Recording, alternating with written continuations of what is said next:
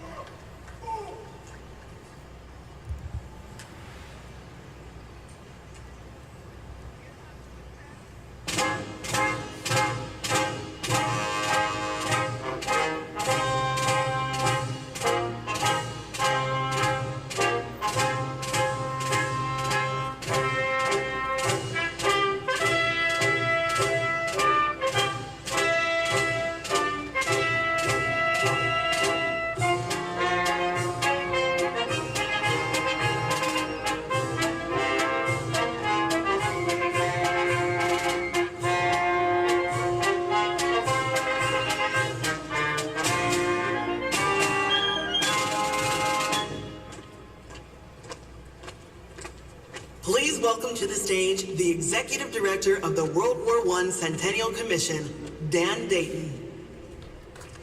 Thank you and good evening. The ringing of the bell 21 times was completed tonight by Captain Christopher Renberg, United States Army, retired, and his daughter Mary and his son Lucas. It's run to call us to attention in order to honor our comrades at arms. So thank you, sir.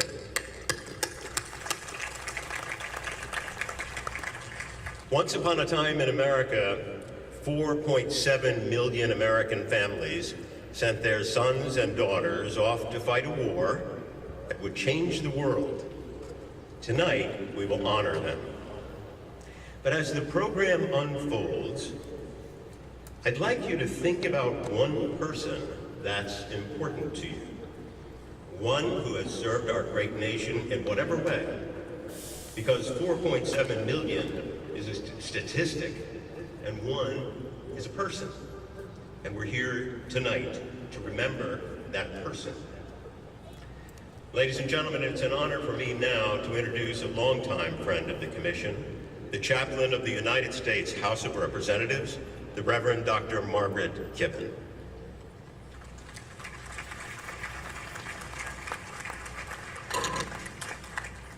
Would you pray with me?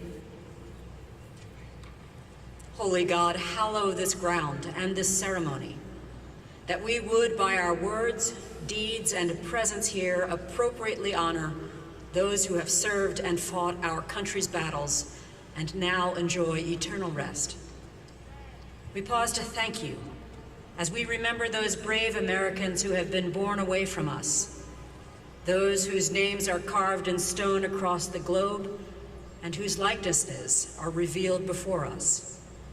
By this memorial tribute, grant that we bestow due honor to those who showed great courage in the face of tribulation, unwavering loyalty to comrades at arms, those whose eyes saw the unspeakable sight of bodies broken, those whose minds were numbed by the noises of combat, and those whose souls were assaulted by the ugliness of inhumanity. The hardship they endured is beyond our imagining. The horror of battles they so valiantly waged in trenches and scorched fields over there, unfathomable. Lord, hear our prayers of deep gratitude for those lives sacrificed in this war that was to end all wars. For those families who have grieved the memories of deceased, we ask your mercy. And for our nation and our world, we pray your abiding peace. In you alone do we find our hope, and in your name we pray. Amen. Please welcome to the stage former Vice Chairman of the World War I Centennial Commission and the World War I Memorial Visionary, Edwin Fountain.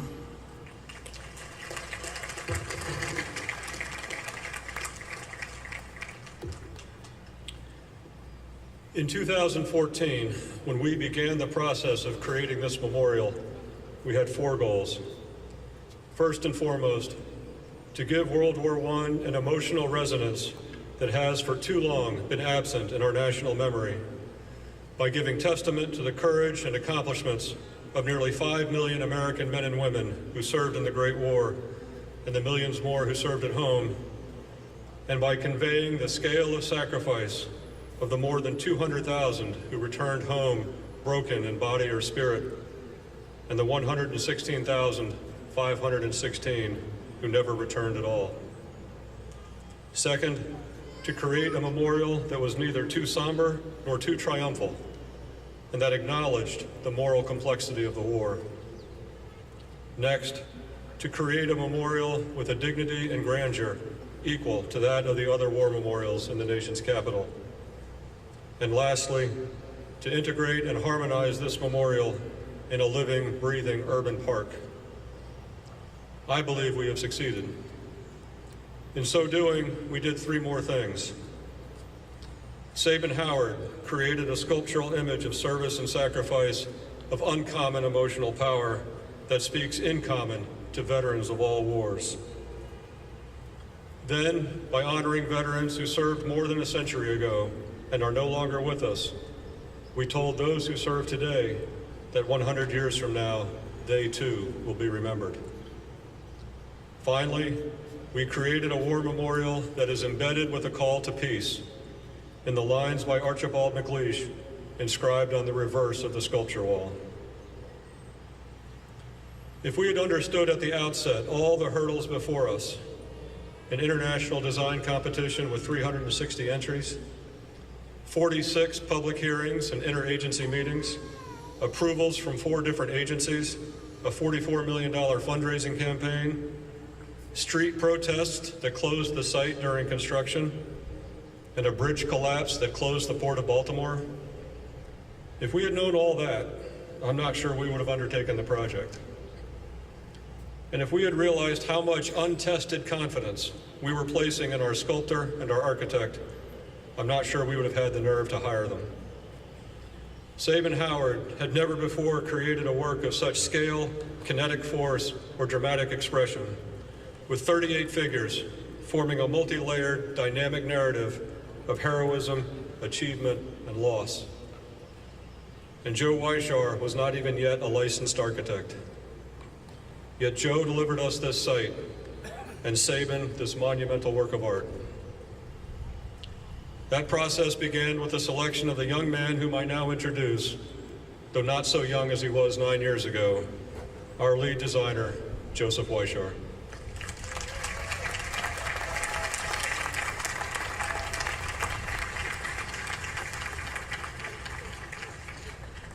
The wonderful thing about a project that takes a quarter of your life to complete is that you get a lot of time to think about what you want to say when it's over. I've rewritten this speech many times over the years. Each time that my life has changed and my relationship to the project has changed along with it. Like the memorial itself, I wanted the speech to be something simple enough that a second grader could understand, but at the same time, complex enough to speak to the design, give everyone involved the immense credit to which they are so rightfully due, to recognize the sacredness of this moment, and to thank my wife for a decade of love and support.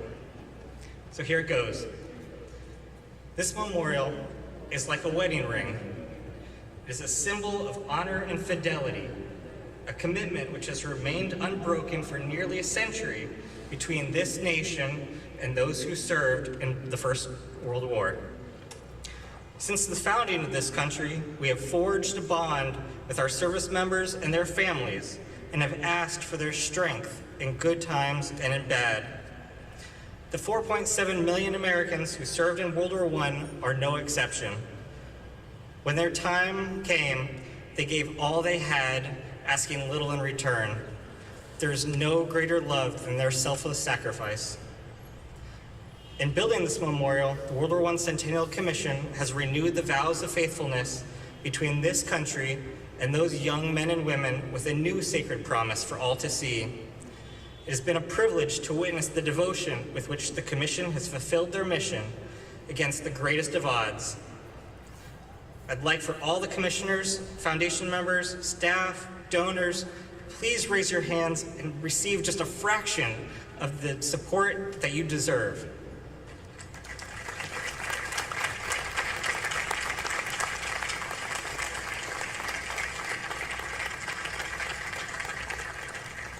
To continue my analogy, this site and its landscape are like the hand on which this metaphorical ring rests.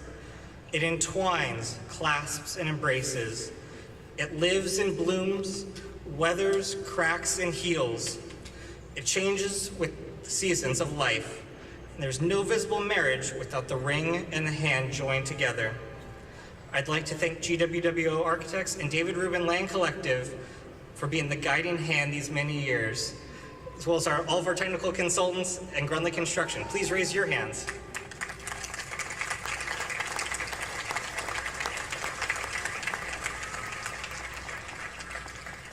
The sculpture that we celebrate tonight is the crowning diamond at the center of our ring. The lights that shine upon it serve to reflect its brilliance, and we marvel at its facets. Like all gemstones, it has been created through time, heat, and intense pressure by a great force of nature. And like a diamond, its worth is measured by the incredible value that we all place upon it. Would everybody from Sabin Howard Sculptures, Pangolin Additions, all the models, please raise your hands.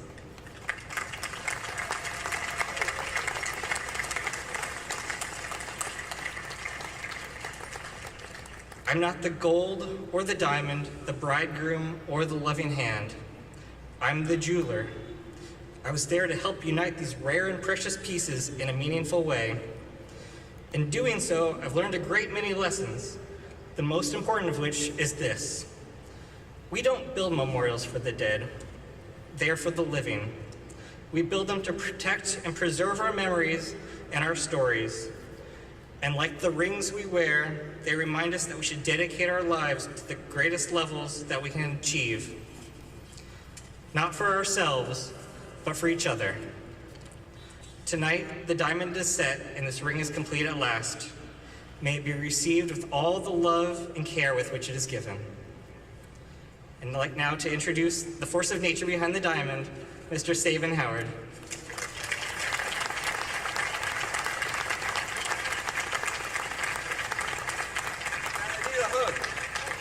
Edmund got a hug.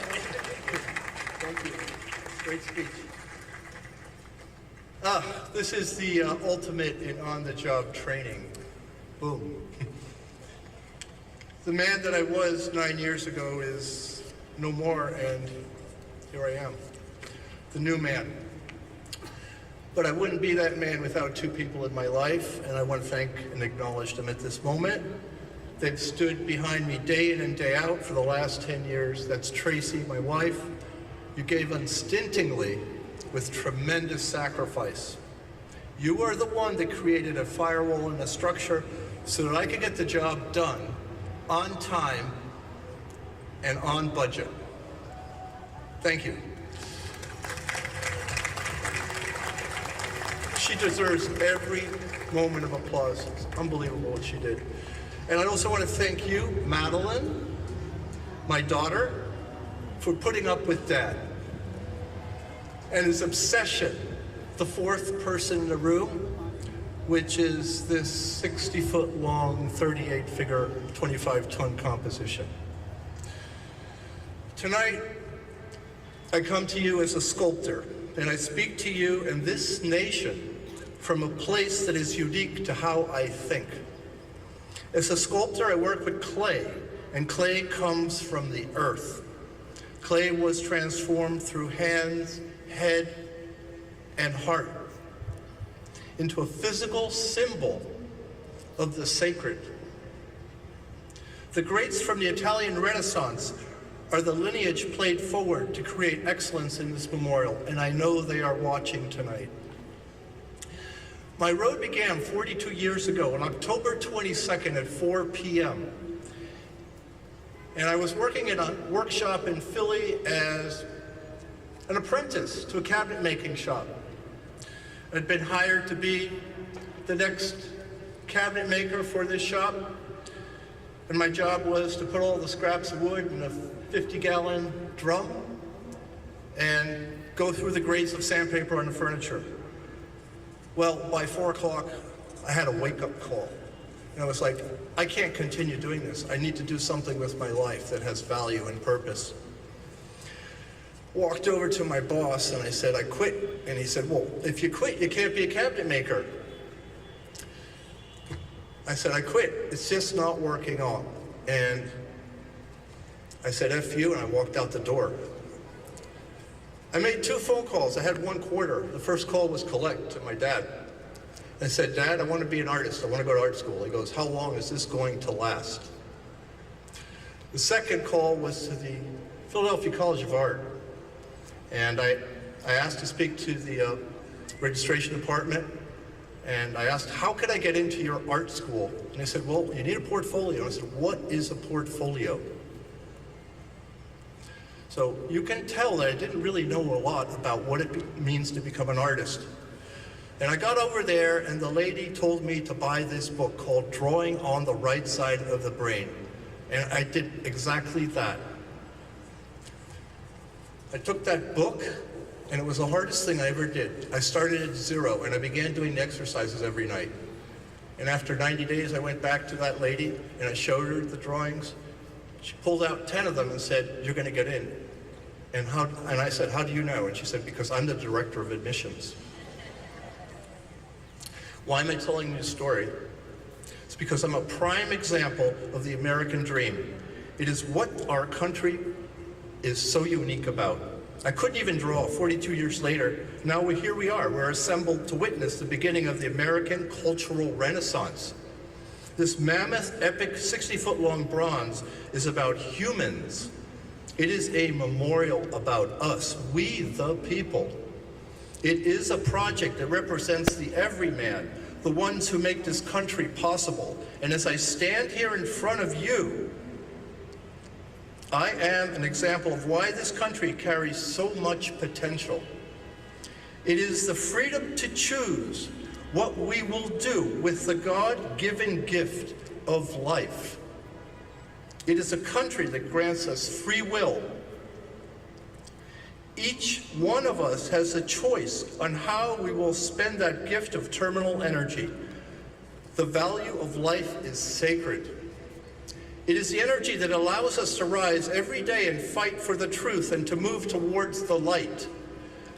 Happiness is fleeting, but purpose is the reason we get out of bed every morning. It gives us a reason to proceed. And this is that story, A Soldier's Journey. Visitors come to Washington to learn the history of this nation, and that is the mission I was given by Edwin. This memorial clearly defines what we, the people, in World War I looked like.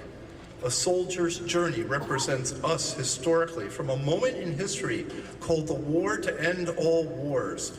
And a soldier's journey is a representation and a statement about who we were 100 years ago. A soldier's journey is a representation of who we are now at this very moment. World War I transformed the world. The sculpture is about that transformation. What you are about to witness is a radical and innovative cultural move towards potentiality. This monument is a statement about what we can be as a country, as a nation. And I am in service of something bigger than myself. I learned this from the combat veterans that posed for me. I used Army Rangers, Marines, and Navy SEALs. All of them have experienced the horrors of war. Their faces are on this bronze forever. They are in direct lineage to those young men and women that left our shores 106 years ago. I learned to put my skills to work for a cause that was greater than working in a studio alone. And this sculpture is in service of our nation. It is in service of the veterans today and the veterans that are no longer with us. So tonight we are telling their story, and tonight they will be revered because this sculpture is for them. I look to history and the past to create something that must be played forward. It is our history, and that is what unifies us and binds us together as a nation. This is the hero's journey. It is the story that shows what we can be, about rising to the occasion and points us in the right direction. It shows compassion, nobility, fear, anger, courage, and all the spectrum of human emotion. Every single soldier, nurse, child on this wall represents the heroic nature of those humans and people who were affected by war. There are no victims here. They are all heroes. They are all moving forward, calling upon their better selves and giving unstintingly to their country to protect what we so often take for granted, our freedom to choose what we will do with the gift of life. This memorial stands here 150 yards from the White House, unique in the history of our country and unique in the history of the world. It is the soldier's journey. It will be understood by all members of the globe who have served in the military. This is your story. I sculpted this with every ounce of energy that I have, using all of my creative skills. Nothing was spared. All in. This sculpture is dedicated to you, the men and women and families who have given everything physically and mentally in service of their country. And it is dedicated to those who have lost a part of themselves in the sacred act of service to protect our freedoms. I am in service of you. Remember, when those men and women went off to war 106 years ago, they were neither Democrats nor Republicans. They were Americans. They all bled the same color, red. United we stand. Fractured, we will fall. The sculpture speaks about us as a unified country. This monument is about our potential and what we can be. This monument, and let's call this monument a soldier's journey, and remind us that we are all one, indivisible, under God. I thank you all. God bless you.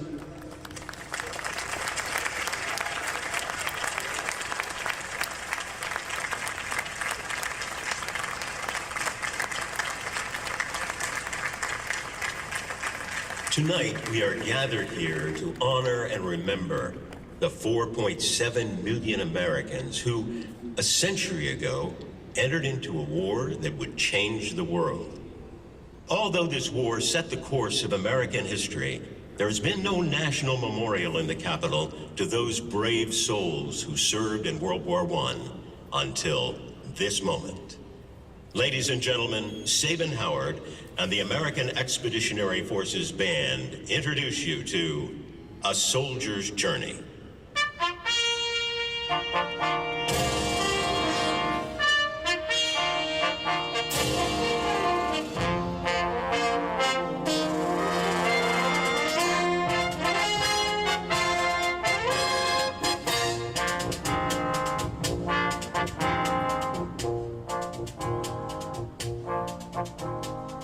This is a story of what happens to a family and a soldier when he enters into service for his country. The soldier is an allegory for the United States and explains the hero's journey through World War I.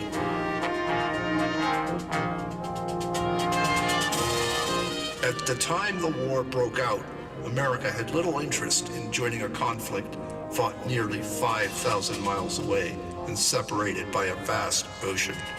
America was an agrarian nation with relatively little capacity to fight. We had no other option but to enter bravely into conflict.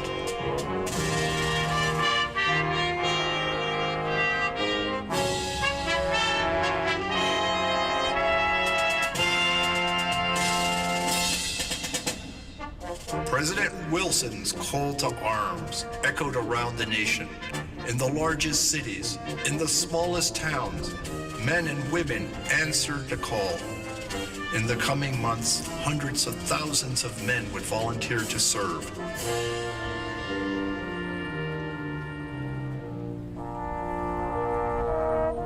The conflict that bid men of age to leave their family in service of their country is reflected as the father kneels in front of his daughter. In this noble gesture, he asks her for forgiveness. He must leave to serve the will of his country. With innocent courage, the daughter hands her father his helmet, representing our destiny.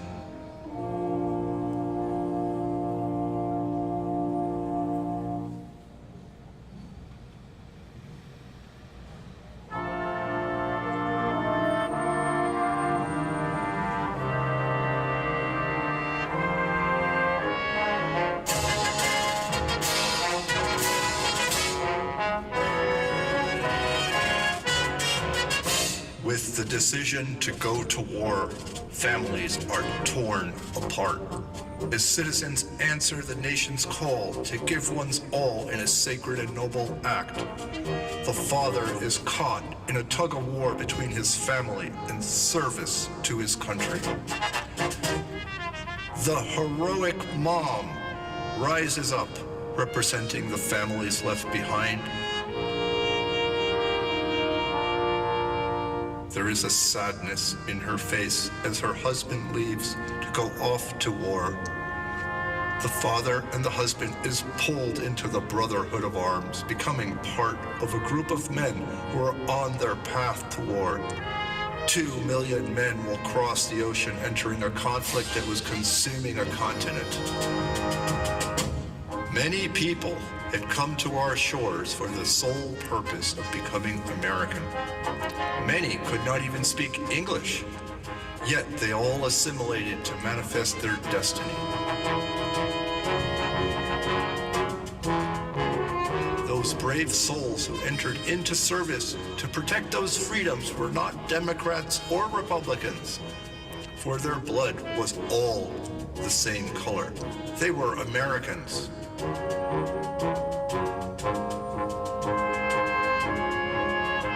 It was a moment of profound cohesion as a nation, bonded in blood, now unifying to fight a common enemy. 1 out of every 5 soldiers in the United States Armed Forces was an immigrant. Our armies, like our society, was segregated. This did not stop the Harlem Hellfighters, otherwise known as the Fighting 369th, from volunteering for a war effort to prove their patriotism and courage. These brave souls fought 191 days in combat, more than any other American unit.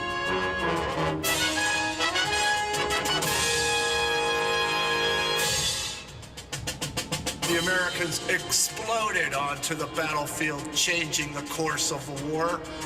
The scene reflects and captures the legendary words of Marine Sergeant Major Van Daly as he urged his men, "Forward!" charging directly into the face of death. "Come on, you sons of bitches! Do you want to live forever?" Never would the stakes be so high and the costs so great. It was the Meuse-Argonne offensive that would prove our valor and courage. The battlefields of France presented a nightmarish hell. American soldiers would face machine gun and artillery fire, be subjected to chemical warfare, and charge over ground shrouded in mustard gas. The ground between opposing trench lines came to be described as a place where no one would survive. A no man's land. Draped in barbed wire laden with landmines, riddled with craters from artillery shells. Exploding shells hurled shrapnel in every direction. The land was littered with dead and dying horses and men, lying together in blood-stained mud. Yet, in the face of seemingly certain death, Americans did charge into no man's land.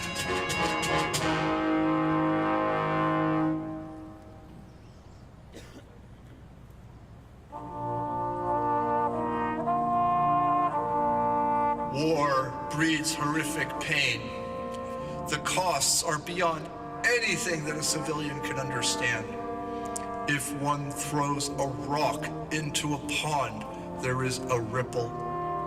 The ripple effect is palpable on the battlefields. All soldiers are intertwined with their brothers. Should one of them go down, the pain reverberates throughout the unit and farther afield to his home and through his family.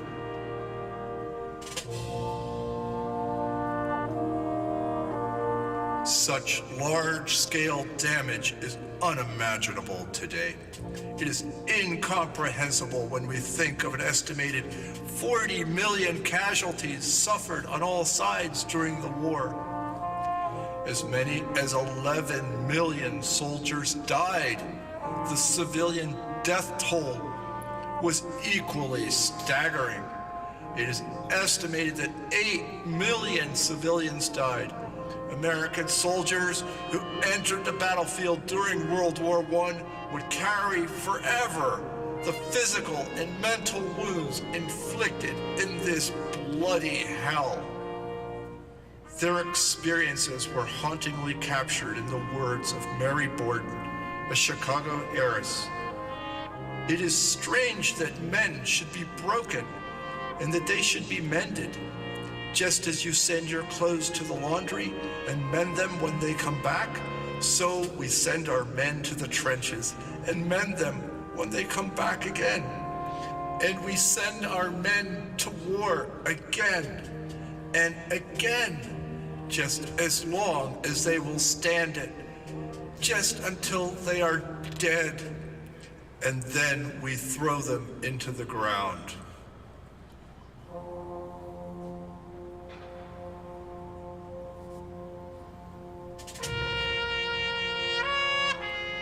He is there, but he is not there. There is no more reality. Confusion, anger, anguish rack his face. His body is frozen.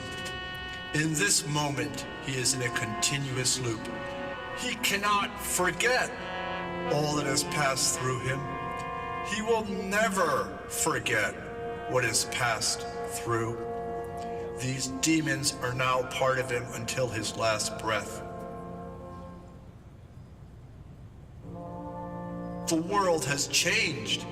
100 years ago, doctors came to believe that some invisible force was passing through men's brains, inflicting untold damage. They initially attributed the condition to the concussive power of exploding shells. In truth, it is a pain that is too much to tolerate on a human level. The horror cannot be processed.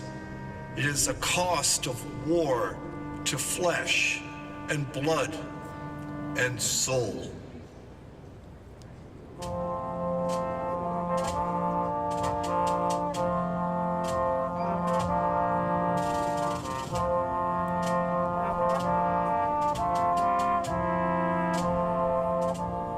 On the 11th hour of the 11th day of the 11th month of 1918, there was a sudden silence. An armistice was signed.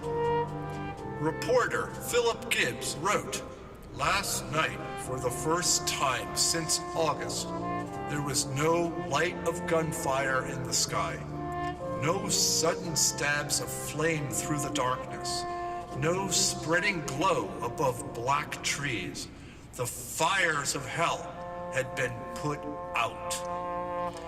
As the guns fell silent, another sound slowly emerged.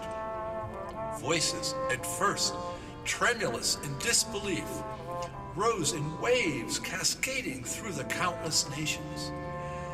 Bells pealed from church towers everywhere, echoing a single thought: it is over. Under the flag, a nurse carries a soldier home. He cannot stand on his own. He looks up at the flag above him, filled with the energy of hope. He will return to the sweet shores that he knows. The returning hero, part of the three amigos, carries his wounded companion in the middle. And on the other side, he is supported by a soldier from the Harlem Hellfighters.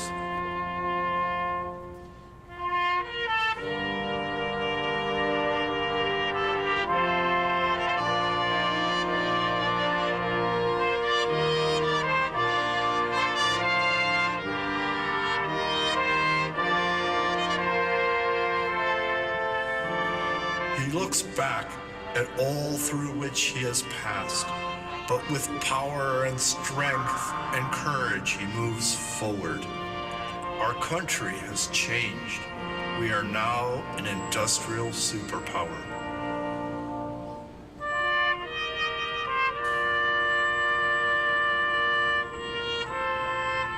The war has changed who we are as a nation. The women and men who have served in these distant lands have been forged like steel. They have shown the world what the potential of the United States of America is. Our attitude of ourselves as a country has grown, and the world no longer looks at us as a small, backwards nation on the other side of the Atlantic. We have accepted the challenge and proceeded, showing our potential and protecting the gifts of our Constitution and freedom.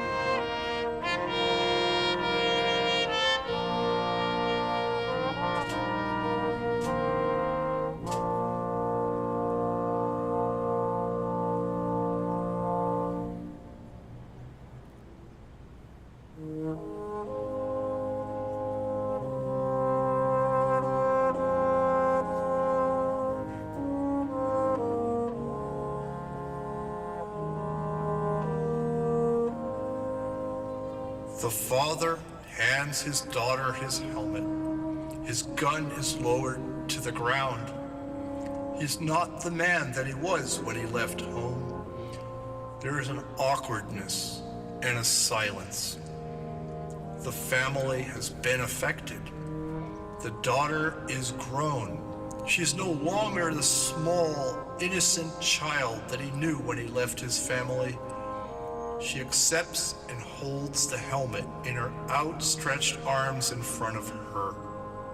Her neck carries the weight of her situation. She cranes and looks down inside the helmet, divining the future. She is the next generation. She has just been handed World War II.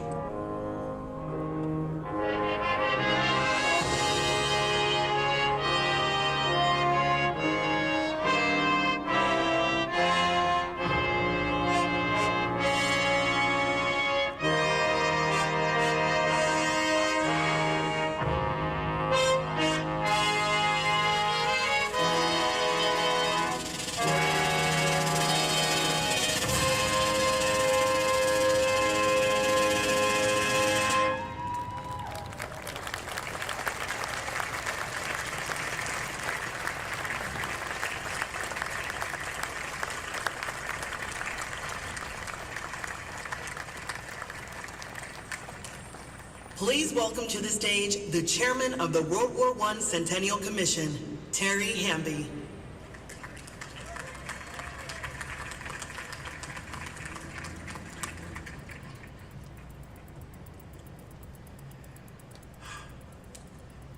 This memorial really started long before we got involved.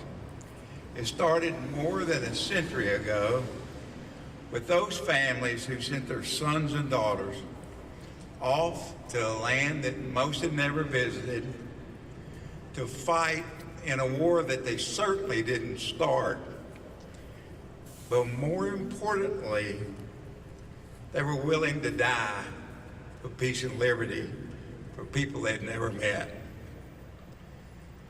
As the war ended, the American century began. Along with the surge of growth in our nation, it brought a fight for equal rights and a fight for women's suffrage. It was a war, in short, that permanently changed the world. This memorial started also with the passion of America's last World War I veteran, Corporal Frank Buckles.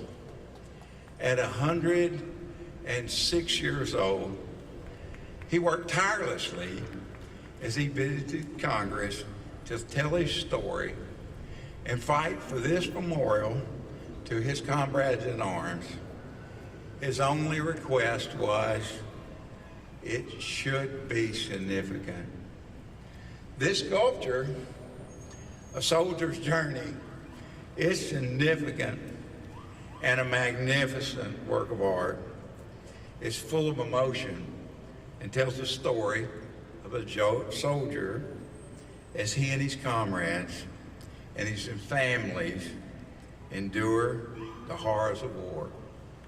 It's the story of those who sacrificed so much for freedom in this great war a century ago.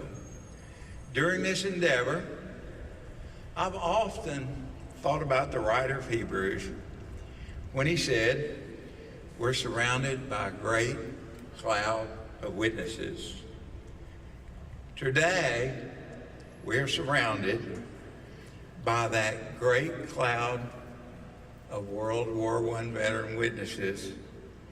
Now here, in this sacred place, all of 4.7 million sons and daughters who served in the Great War are being remembered permanently here in our nation's capital.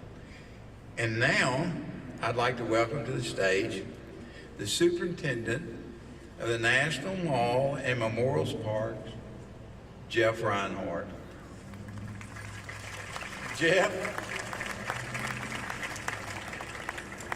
on behalf of the World War I Centennial Commission and the staff and all of those who have worked so hard to bring this memorial, it's been a privilege and an honor of a lifetime to give this soldier's journey to the American people.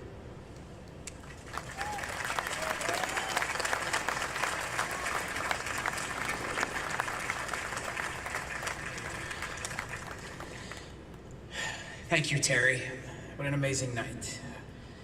To our distinguished guests and the public gathered here, it is our honor to stand with you today as we celebrate this profound work of art, A Soldier's Journey, and accept the completed World War I memorial on behalf of the American people. Today's celebration is the culmination of a journey that began more than a decade ago with the formation of the United States World War I Centennial Commission. Terry, I extend my heartfelt thanks to you, to Edwin, in many ways the driving force behind this memorial, to Executive Director Dan Dayton, to all of the members of the Commission, your staff, for all your incredible work and steadfast dedication in seeing this memorial through to this evening's celebration. I'd also like to recognize the Department of the Interior for their support to the creation of this memorial. Fortunate to have Assistant Secretary for Fish and Wildlife and Parks, Shannon Estenos, with us tonight. The World War I Memorial has been visited by more than 3 million people since we first raised the flag in April of 2021 and opened the memorial to visitors. But today, this site changes dramatically. Today, with the unveiling of Sabin Howard's A Soldier's Journey, this memorial comes to life in a way that few memorials could.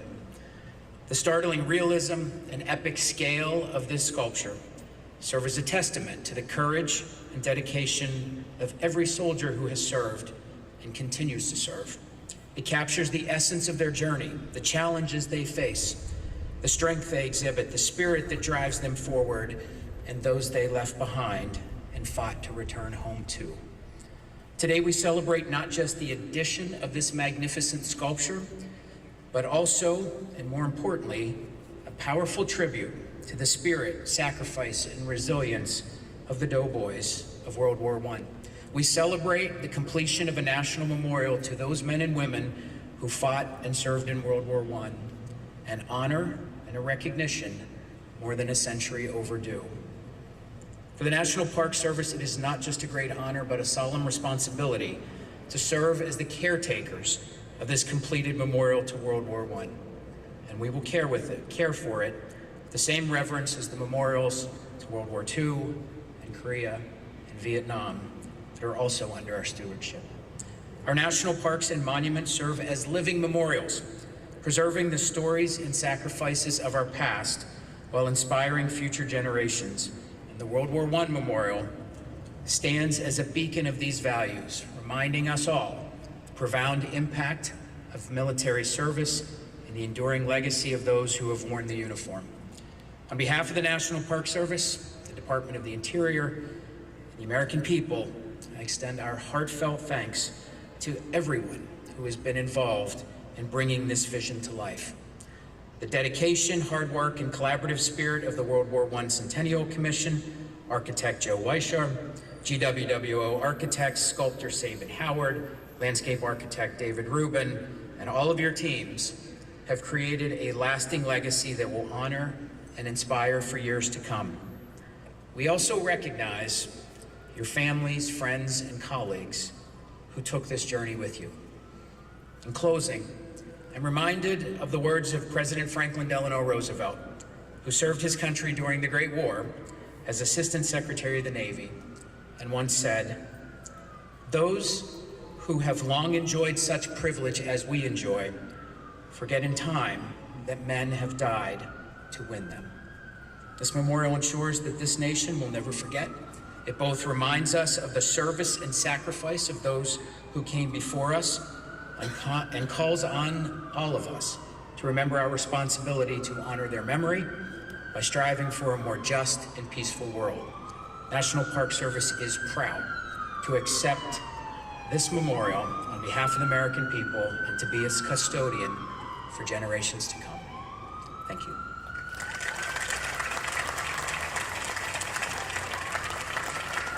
Please welcome to the stage former United States Congressman Ted Poe.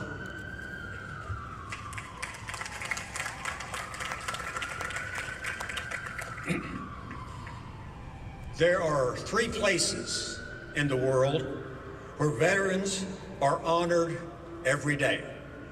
2 of those, the ceremony at the Menegate, Ypres, Belgium, and the Australian War Memorial in Cambria, Australia. These two memorials inspired the Doughboy Foundation to play taps every day at 5 p.m. in perpetuity at this World War I memorial. Now, distinguished guests, if you're able, please rise. That means stand up. While we honor all those who served in the great World War I, including the 116,708 Americans that died, with the sounding of Omar and the last post, and concluding with taps, followed by a reading from Dr. Libby O'Connell.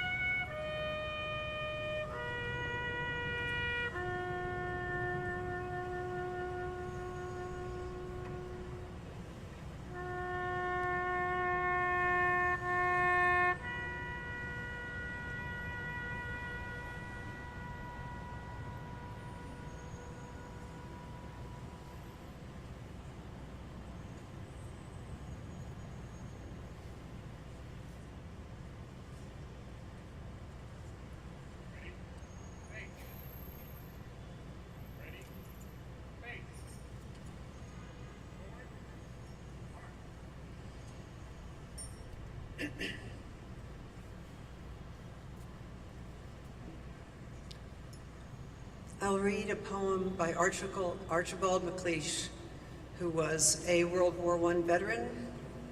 He and his brother both fought in France and Belgium. His brother's body still lies in Belgium. MacLeish came home and became one of the great poets of the 20th century in America.